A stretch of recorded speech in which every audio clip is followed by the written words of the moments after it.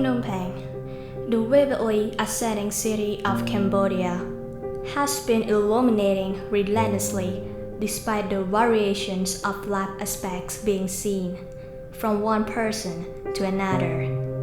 We think life is all about keeping ourselves content and at ease, having lives well lived, cash well spent.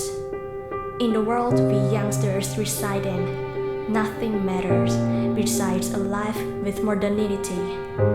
A cup of a $3 coffee, clothes from branded shops, instant use of latest release of technology. As of now, the era of one's selfishness has come to a launch. Unrecognized self-guilt has been engraved deeply inside us. In what form is that guilt? This is street children. A typical morning day starts with the people wearing off their drowsiness through some daily exercise moves.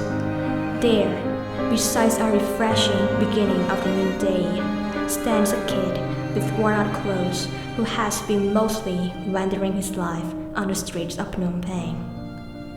Even from such distance, an aura of misery can be felt through the air.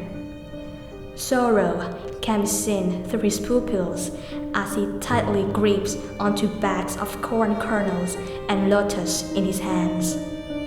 Through our eyes, the only visibility is grief. For him and other kids whose lives spread on the streets, they see their world different from us. It's hope that they are looking at. Children become the street children when the street becomes their mother. With their own willingness to gaze upon that very hope, they beg. They sell corn kernels to the spectators who adore the view of pigeons in front of the royal palace.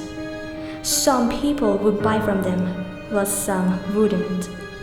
Even birds that are in a total different species from us have food to be fed on, while these kids diversely travel from streets to streets, change jobs from jobs, in order to earn enough money for their starving stomachs.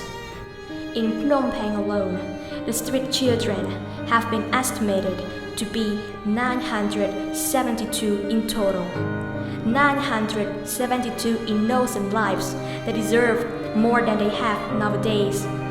With those numbers, some of them own parents while the others don't. When we see tribes of street children, we raise a question to ourselves. Why? From dawn until dusk, many street children have physically and mentally pushed themselves to work farther than the children their age should do. Time passes without them realizing. What's left is the pitch black night. Another story unfolds. The night itself casts silhouettes of the children with no exact destination. Sometimes they pick up the trash from each household just to sell them to the dealer and obtain a few thousand reals. Going through dark alleys, trailing along soundless streets. Just for those reals, those kids take a step closer to the cliff of nightmare dangers. Nevertheless, the money they obtain isn't all spent properly. We think sometimes that poverty is only being hungry, naked, and homeless, but the poverty of being unwanted, unloved, and uncared is a much greater poverty. There is a lot that happens around the world we cannot control.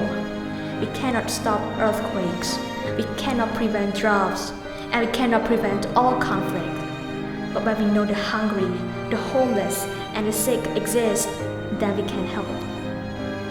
Now it's time to compensate what we have committed. Offer them with food, old clothes, or even money. Learn about them and think like them. Those can be done effortlessly, can they? Little by little, we might be able to spot the changes we made for the world. A better home for them, and us. None of us, we are all the same.